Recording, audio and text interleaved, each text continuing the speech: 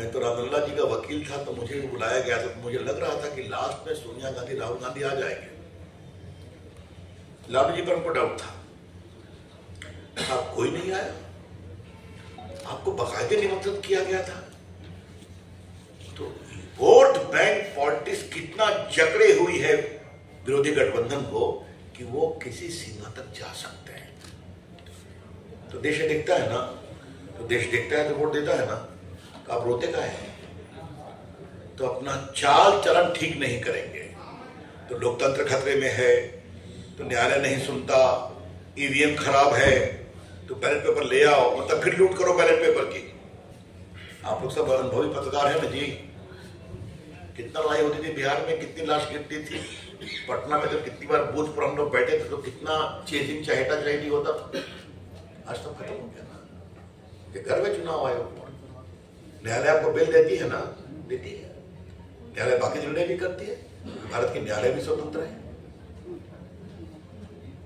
और जो वो मीडिया को गाली पढ़ते हैं, वही मीडिया आपके इस बात को दिखाता है कि नहीं टीवी पर, हम तो शब्दों का प्रयोग नहीं करते।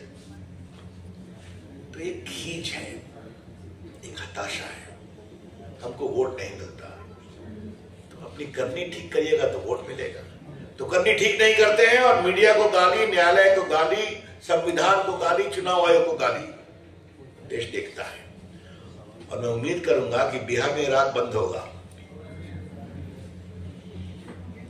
संवैधानिक संस्थाओं पर बेशर्मी भरा आरोप लगाना और हमला करना बंद करे इंडिया गठबंधन। इस देश लोकतंत्र पर हमें नाज है, बहुत नाज है।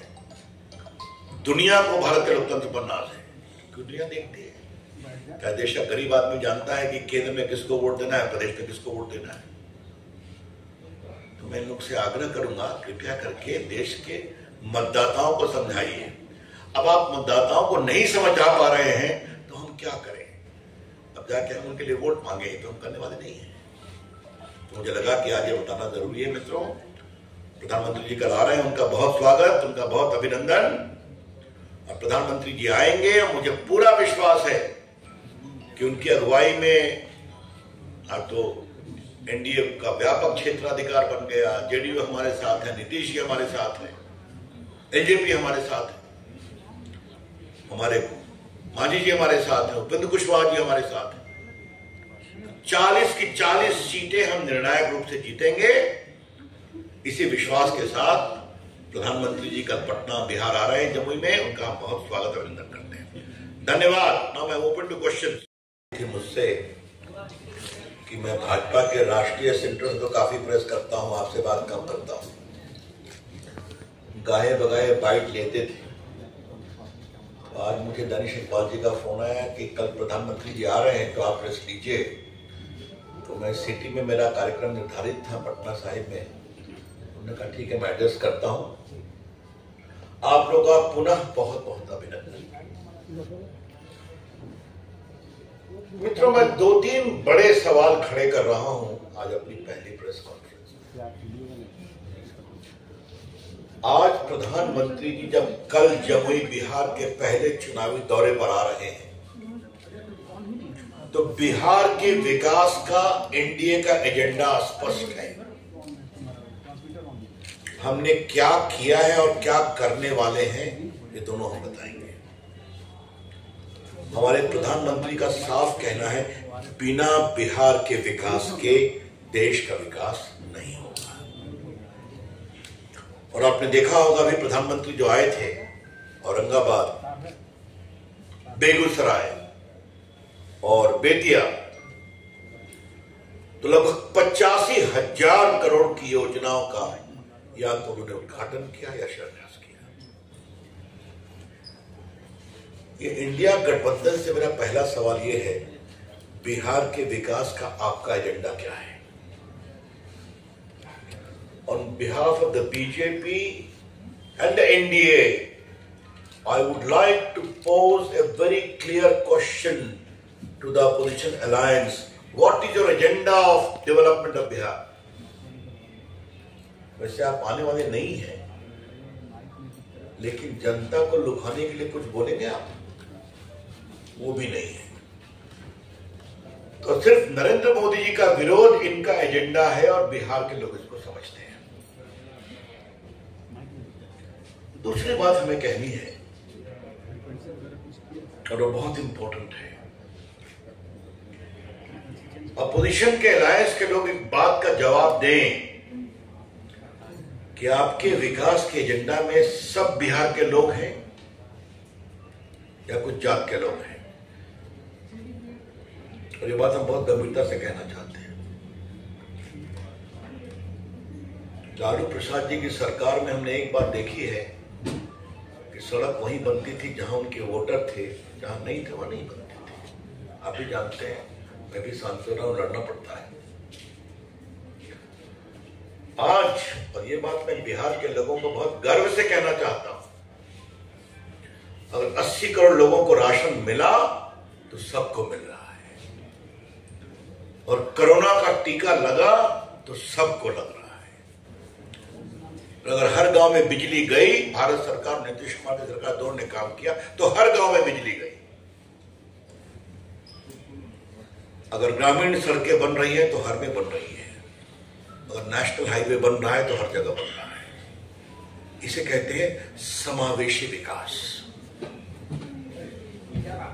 तो हमने अपने समावेशी विकास के बारे में क्या किया ये बताया, और आगे यही करेंगे। आपने क्या किया आप बताइए।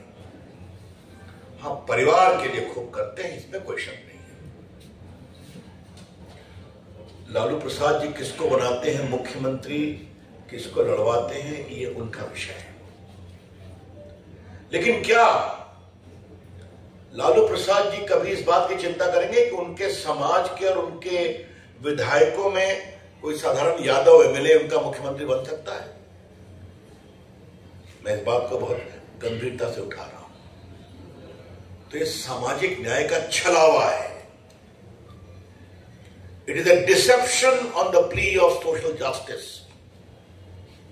वो बात करते हैं अल्पसंख्यकों की, उनके पार्टी में बहुत से अल्पसंख्यक नेता भी हैं ना, कभी उनको मुख्यमंत्री की बात बनाने की सोच सकते हैं क्या? तो बस वहां अपने, नहीं तो पत्नी, नहीं तो बेटे। एक तरफ ये नैरेटिव है और एक तरफ नैरेटिव ये है कि एक गरीब परिवार में पैदा हुए नरेंद्र मोदी प्रधानमंत्री बनते हैं। साधारण कार्यकर्ता हमारे सम्राट जी और विजय बाबू डिप्टी चीफ मिनिस्टर बनते हैं। इसके पहले Sushil Modi deputy chief minister थे। हमारे ऐसे लोगों को केंद्रीय मंत्री बनाते हैं। ये बहुत सोचना जरूरी है। जरा शांत रहे उधर हमारे मित्र। ये जो है ना, और ये एजेंडा हम बिहार में रखेंगे। बिहार के प्रामाणिक विकास, जिसमें आर्थिक विकास है, जिसमें सामाजिक विकास है, जिसमें प्रामाणिक सामाजिक न्याय है, वो नरेंद्र मोदी की अगुवाई में ही बिहार में आएगा। ये 3 बातें मुझे आरंभ में टिप्पणी करनी थी। मित्रों, मैं आज आपके सामने कुछ मोटी बात कहना चाहता हूं। बिहार के लिए नरेंद्र मोदी सरकार ने क्या क्या किया है। 2 सेंट्रल यूनिवर्सिटी आई है या नहीं आई है, मुझे बताइए। बोधगया में और मोतिहारी में पूछा है कि गठर यूनिवर्सिटी में।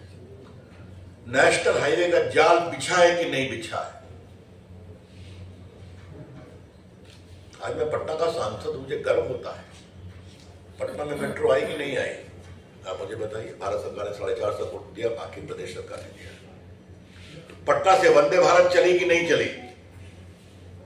एक कलकत्ता के लिए, एक रांची के लिए, एक अयोध्या के लिए। और मुझे अश्विनी वैष्णव ने प्रॉमिस किया है, जिस दिन स्लीपर का वंदे भारत चलेगी, पहला पटना दिल्ली पटना को मिलेगा।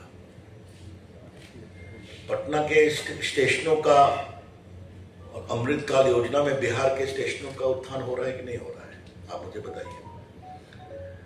तो क्या रेलवे, क्या नेशनल हाईवे, बरौनी फर्टिलाइजर को 20 साल से बंद था ना, प्रधानमंत्री ने कहा था ना, आज वो शुरू हो गया। का पुल वहां बन रहा है क्योंकि महात्मा गांधी का सेतु कांग्रेस डिजाइन का था, फॉल्टी था, वो हवा के ऊपर धस जाया करता था। दुनिया में 2 ही पुल बना था, एक मेक्सिको में और एक हमारे पटना में। उसको तोड़ा जा रहा था। वो दिल्ली गए, गडकरी से मिले, पीएम से मिले कि पहला ब्रिज है इसको बनवा दीजिए। तो मजाक में कहे उसके बगल में तो 6 लेन बन रहा है। 1700 करोड़ रुपया से महात्मा गांधी सेतु बना, बगल में 6 लेन। छपरा और पटना का तो जेपी सेतु आप जानते ही हैं। उसके बगल में अभी प्रधानमंत्री आए थे औरंगाबाद में, तो 6 लेन पुल का उद्घाटन शिलान्यास किया जो एम्स पटना से जाएगी और जाते हुए फिर सोनपुर छपरा होते यूपी चली जाएगी। तो आज गंगा जी के ऊपर पटना में 4 पुल हैं। मैं पटना में टीसीएस ले आया ना, टाटा कंसल्टेंसी सर्विस। पटना में एम्स ऑपरेशनल हो गया, अटल जी के समय से पेंडिंग था मोदी जी की सरकार में। वहां कैंसर का इंस्टीट्यूट भी ट्रीटमेंट भी शुरू हो गया है। तो पटना में मेट्रो, एक बात मैं बताना ही भूल गया, मैं लगा हुआ था, मुझे सफलता मिल गई है।